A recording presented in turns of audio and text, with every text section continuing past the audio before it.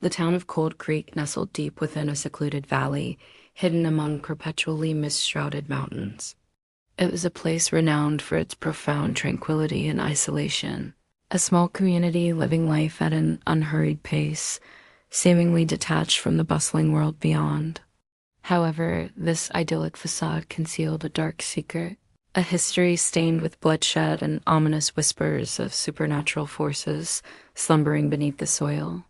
Our story begins on a bleak autumn day when a construction crew broke ground on a new resort development on the outskirts of town. As they excavated the earth, their heavy machinery struck a solid object buried deep beneath layers of rock and soil. Brushing away the dirt and debris, they were astonished to uncover an ancient-looking wooden chest, tightly bound by thick, rusted chains. News of the discovery spread through the close-knit community of Cold Creek like wildfire. Curiosity and excitement surged, momentarily eclipsing a vague sense of unease. The usually sleepy town buzzed with speculation, everyone eagerly discussing what the mysterious chest might contain. The mayor, a middle-aged man named Thomas Ashton, decided to hold a public opening ceremony in the town square. He believed that the discovery of such an artifact could bring attention and potential prosperity to Cold Creek. However, some of the older residents, those who carried within them the memories of ancient tales and chilling warnings, voiced their apprehension. They murmured about the potential calamities that could befall them if the slumber of dark entities was disturbed. Despite these cautious voices, the ceremony proceeded. On a cold, overcast afternoon, a crowd gathered around the chest, which had been placed on a makeshift wooden platform. Mayor Ashton, with a solemn expression, used a large pair of bolt cutters to sever the heavy, corroded chains. With a final snap, the last chain fell away, and the heavy wooden lid creaked open, revealing its contents to the hushed onlookers.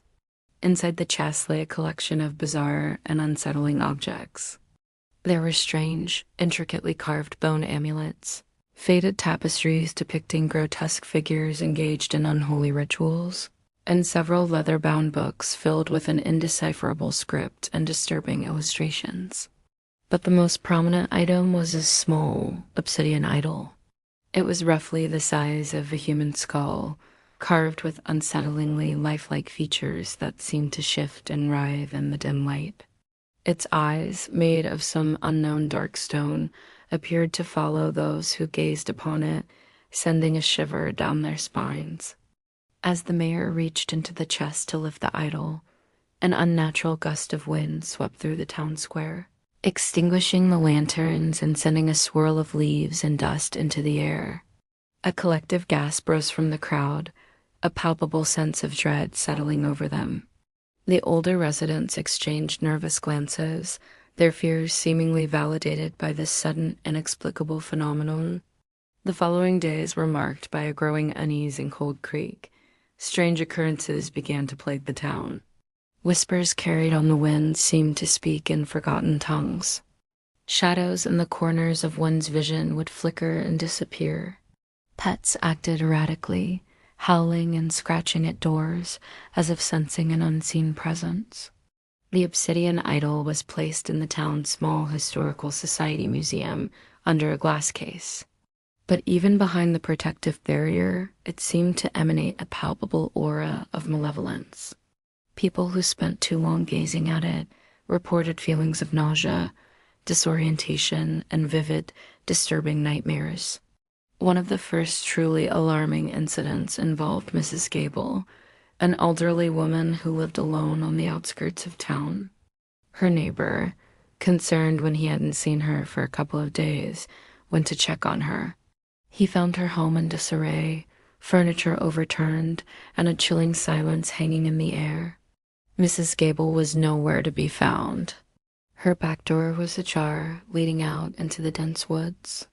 A frantic search ensued, but Mrs. Gable vanished without a trace, leaving behind only an overwhelming sense of dread. The disappearances continued, each more unsettling than the last. A young boy vanished from his backyard while playing. A couple driving home late at night disappeared from a deserted stretch of road. Their car later found abandoned with the keys still in the ignition. The small police force of Cold Creek was overwhelmed and baffled. There were no signs of forced entry, no witnesses, no logical explanations. It was as if people were simply being plucked from existence. Sheriff Brody, a seasoned lawman who had always prided himself on his rational approach to crime, found himself increasingly disturbed by the inexplicable nature of these events. He interviewed the older residents again, and this time, their hushed warnings about the ancient chest and the dark forces it might have awakened seemed far less like folklore, more like a terrifying prophecy coming true. Old Man Hemlock, the town's reclusive historian, spoke of an ancient evil that was said to have once plagued the valley centuries ago. A malevolent entity bound to a powerful artifact that thrived on fear and despair.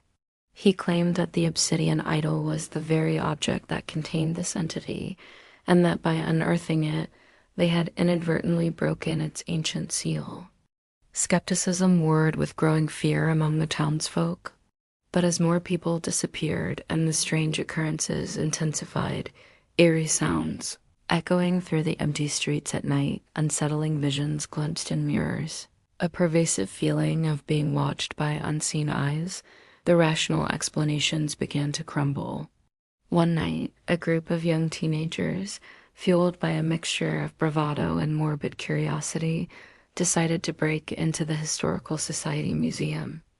They wanted to see the obsidian idol up close, to prove to themselves that it was just an inanimate object and that the town's growing hysteria was unfounded. They snuck into the darkened museum, the silence broken only by their nervous whispers and the rhythmic ticking of an old grandfather clock in the corner. Using flashlights, they located the glass case containing the idol.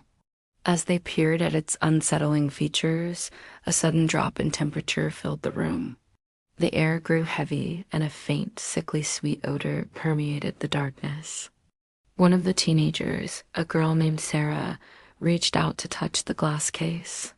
As her fingers brushed against the cool surface, the lights flickered violently and then plunged the museum into complete darkness. A blood-curdling scream echoed through the building, followed by a sickening thud. The remaining teenagers fumbled for their flashlights, their hearts pounding in their chests. When the beams of light finally pierced the darkness, they found their friend lying on the floor, her eyes wide with terror and staring blankly at the ceiling. A thin trickle of blood ran from the corner of her mouth. The obsidian idol in its case seemed to pulse with a faint dark light. The incident at the museum sent the town into a state of utter panic. People barricaded themselves in their homes, fear gripping their every waking moment. The sheriff, desperate for answers, consulted Old Man Hemlock again. The old historian, his face etched with grim certainty, revealed the horrifying truth. The entity bound to the idol needed to feed on the life force of the living to regain its full power. The disappearances were not random. The entity was systematically claiming victims, growing stronger with each soul it consumed. Hemlock spoke of an ancient ritual, a way to banish the entity back to its prison. But the ritual required specific artifacts and a deep understanding of the forgotten lore. Time was running out as the entity's influence over Cold Creek was growing stronger. The once peaceful town was now shrouded in a palpable darkness, a sense of impending doom hanging heavy in the air. Sheriff Brody, despite his initial skepticism, knew that they had no other choice but to believe Hemlock's terrifying tale. He rallied a small group of brave townsfolk, those willing to risk their lives to save their community. Guided by Hemlock's cryptic instructions, they embarked on a desperate quest to gather the necessary artifacts for the banishment ritual. Their journey led them through the dark, foreboding woods surrounding Cold Creek, to forgotten burial grounds and crumbling ruins, each step fraught with peril. They felt the entity's oppressive presence growing stronger, its influence manifesting in unsettling visions and disorienting whispers that played on their deepest fears. As they finally gathered the last of the artifacts, an ancient silver locket, a handful of consecrated earth, and a book of forgotten incantations, a storm rolled in over Cold Creek, mirroring the turmoil within the town. The sky crackled with lightning, and the wind howled like a tormented beast. They returned to the town square, where the obsidian idol still sat in the Historical Society Museum, its dark energy radiating outwards like a tangible force. The entity's presence was now overwhelming, the air thick with a suffocating sense of dread. Shadows danced in the periphery, and the whispers had grown louder, more coherent, promising power and eternal life to those who would serve it. As Hemlock began to chant the ancient words of the banishment ritual, the obsidian idol began to glow with an intense, malevolent light. The ground beneath their feet trembled, and the wind whipped around them in a frenzy. The entity, sensing its impending return to its prison, lashed out with terrifying force. Spectral figures writhed in the air, their eyes burning with hatred, attempting to disrupt the ritual. The brave townsfolk held their ground, their determination fueled by the desperate hope of saving their home. Sheriff Brody stood protectively beside Hemlock, his shotgun raised, a symbol of their defiance against the encroaching darkness. The climax of the ritual arrived with a surge of power. A blinding white light erupted from the ancient artifacts, engulfing the obsidian idol. A deafening shriek echoed through the town square, a sound of pure agony and rage. The spectral figures dissipated like smoke in the wind, and the oppressive darkness began to recede. As the light faded, the obsidian idol lay still and inert in its case, its malevolent glow extinguished. The storm outside began to subside, the wind gradually fading to a gentle breeze.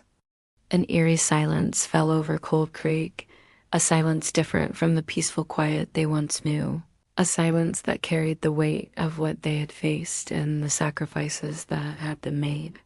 The missing townsfolk were never found, their absence a permanent scar on the community. Cold Creek would never be the same.